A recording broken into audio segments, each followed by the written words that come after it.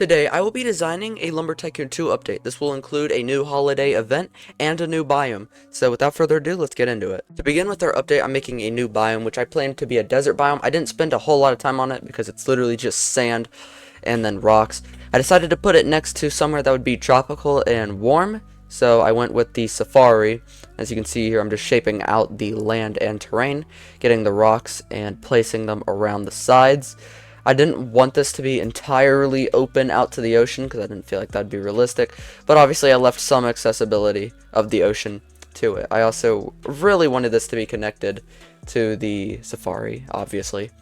So yeah, I work on that, and then I work on the slope there that the islands or biomes usually have, and then there you go. Now obviously we need some tree to take over in the desert biome, so what I first do is I plan out making a cactus, but as you are about to see, the cactus that I made is horrifically ugly and just not good looking at all. So yeah, again, just trying to make some sort of cactus. I didn't want it to turn too much, just kind of wanted it to be mostly straight up and get slowly thinner, but obviously as you can see, that looks horrible.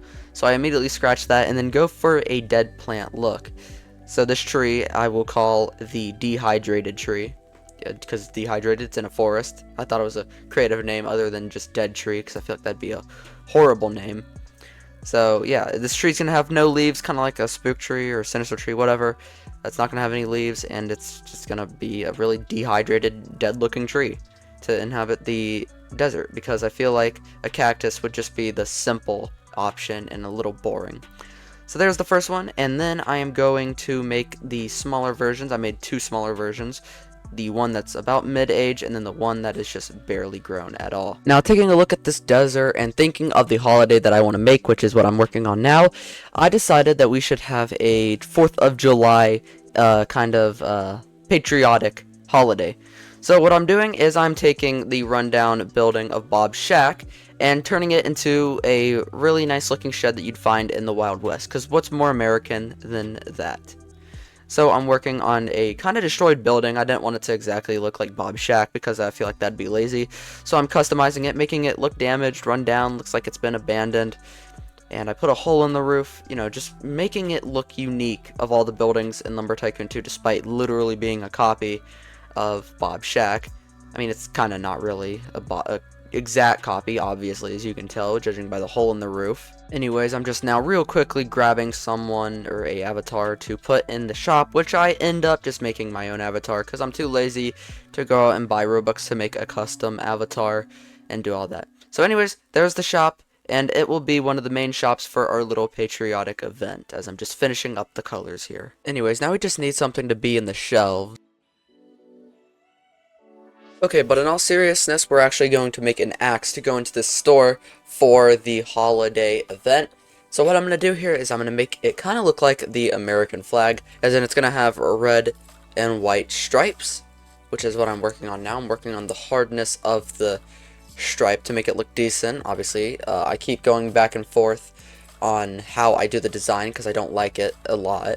So then I go with a slightly transparent version of the colors and then do something like this, which honestly I didn't think looked horrible, but it wasn't great. Now, putting the axe into the game, it looked extremely out of place, but it wasn't horrible. It just definitely looked like someone just spray painted it on there, which I mean, I guess is okay. Obviously not great though. So I'm just gonna go ahead and put it into the store and then done.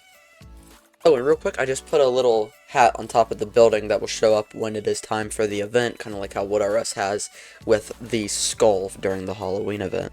Next up, I decided the swamp could use an actual tree that kind of is, well, would fit the swamp better than just goldwood and zombie wood. So I decided to make a proper kind of rotted tree, not like the zombie tree or goldwood tree, obviously, but kind of like a ghost tree, which I think is end up what I'll call it, just the ghost tree.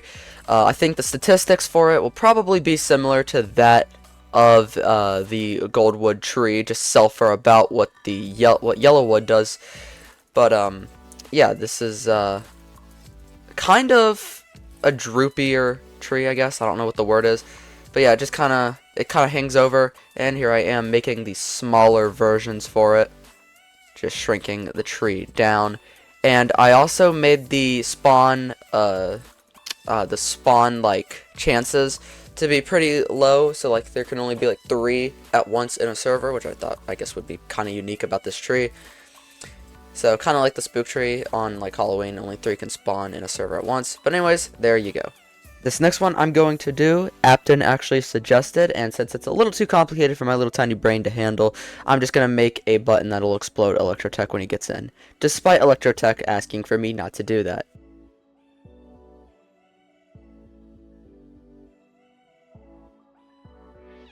The final thing I'm going to add, which is actually kind of simple, but I feel like would impact the game in a kind of decent way. Since there's been a lot of ATVs and little tiny vehicles that have been added that you can kind of race, I thought that we should make a little tiny racetrack for people to race on. So I'm just working on the racetrack right here, just using a really nice plugin, Archimedes, to help me make the angles and stuff. I go back a couple of times and adjust it because the corners were just not great enough. But anyways, there you go, with the racetrack just joining it together, and then that's the racetrack done. And I'm just gonna slightly lower it into the ground so you can get onto it better. Anyways, that's it for the track. If you want to see any more Lumber Tycoon 2 updates that I have made, then click on this video here. Anyways, I'll see you guys next time. Bye.